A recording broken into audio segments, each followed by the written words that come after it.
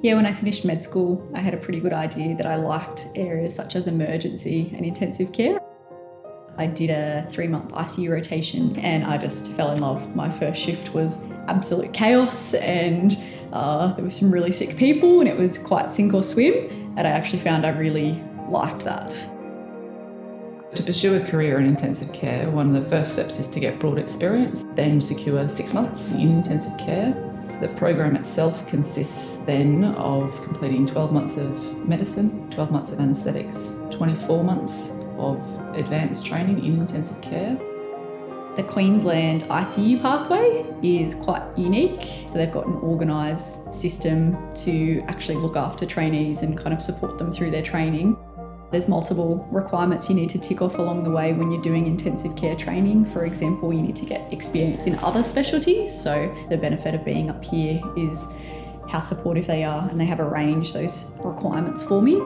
There's not many places where you can get the combination of cardiac surgery, neurosurgery, obstetric patients, such a high proportion of Aboriginal and Torres Strait Islander patients. Where we are in North Queensland lends itself to quite an interesting case mix. So we get tropical diseases, all things weird and wonderful. Trainees can complete all of their components of training in the north, so the anaesthetics medicine component, emergency medicine component, including retrievals. I will be on call for admitting patients to the ICU, and so that will involve receiving phone calls from doctors anywhere, all over the region, and that will be sometimes just for phone advice, or sometimes it's for a bit more than that, and they might need to transfer the patient over to us. So if I was at a bigger hospital, I wouldn't be getting the opportunity for the independence that I've had, for the opportunity to kind of step up and do those on-call shifts. So I definitely think it's helped me grow a lot quicker. One of the benefits lifestyle-wise of living in North Queensland is I drive 10 minutes from home to work every day, or it's an easy cycle along the river.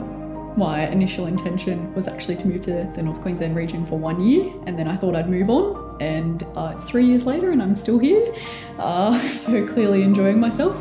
I've got a 6-month-old puppy who has a lot of energy, so we go for runs, walks most days. Otherwise, we've just bought a small sailing catamaran, my partner and I. We're teaching ourselves how to sail out on the waters off the coast. Climbing up Castle Hill, that view over Magnetic Island and Cape Cleveland and the bay just really brings calm, I think, to the soul.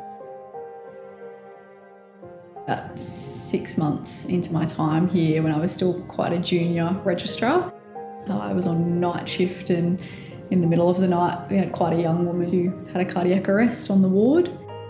In the middle of the night you don't have consultants around, so it is just you and the other registrar you're on with, and so we were kind of working on our own basically. We managed to successfully resuscitate her, got her back alive essentially, and then over a period of a few days she completely woke up and had absolutely no deficits as a result of that happening, which I think is a pretty amazing part of what I do. We get to have people at the sickest they ever are, and that we can bring them back to normal.